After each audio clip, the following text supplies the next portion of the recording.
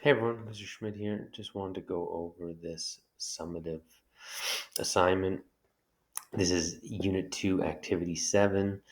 It's asking you to create a timeline, not just any old timeline, but a timeline with attitude, which means that you are not only creating a timeline in terms of chronology, but you're also evaluating um, whether or not these events were progressive or whether they were more regressive.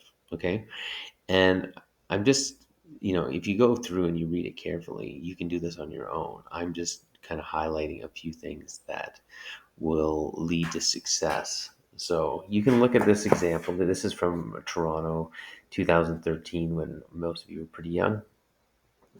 And it goes through a bunch of different events that happened, some which were positive, some that were a little embarrassing for the city.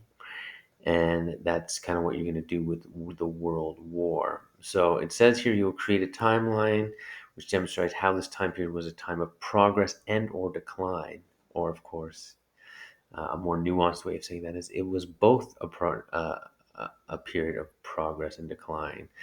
And your job is to choose 10 important events and justify why you have them and place them on the timeline. And it kind of gives you this numerical way of doing that. Um, and the key to doing that is to use the criteria you developed in Unit 2, Activity 1 for progress or decline. So if you didn't do that, that's going to be problematic. But you can go back and do that at any point. And let me just show you what that looks like. This is the worksheet. So it gave you a bunch of different criteria for progress and asked you to rank them as very important, somewhat important, or not important. A lot of you did that. I know that because you included them in your paragraph. So kudos to you. And you can use that again. And then it asks you to do a bunch of different things as well. So 10 events um, based on that evaluation of progress. Um, it asks you to color code the events. So if you have different categories or themes like political, social, economic, sports, whatever it might be, that they are highlighted differently with different colors.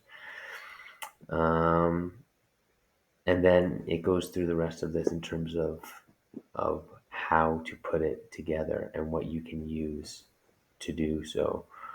Um, it also lists a bunch of online tools that you can use, TimeToast, Glogster, um, as online timelines. You don't need to do that. You can be more creative and you could do it on your own. But this is the summary. Remember that Unit 2, Activity 1, that progress organizer is going to be key.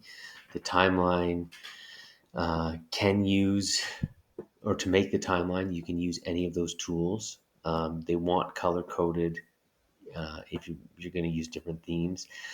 The justification, the explanation of your choices can either be separate or embedded on the timeline, but you need to explain your rationale. In history, you basically always have to justify your choices. And if you don't like writing, or you're sick of writing after your paragraph, or you just are better at different forms of media, you can also incorporate art or video or audio instead of writing your justification. So you could do like little podcasts justifying it, or one podcast justifying your decision if you felt like it. And of course, as I will repeat a million times in this course, always follow the rubric. It's always states exactly what you need to do to get a level 4. And if you use that as a checklist, you will do quite well. So I think I finally got a video under 5 minutes. I'm gonna stop talking, and please email me if you have any questions.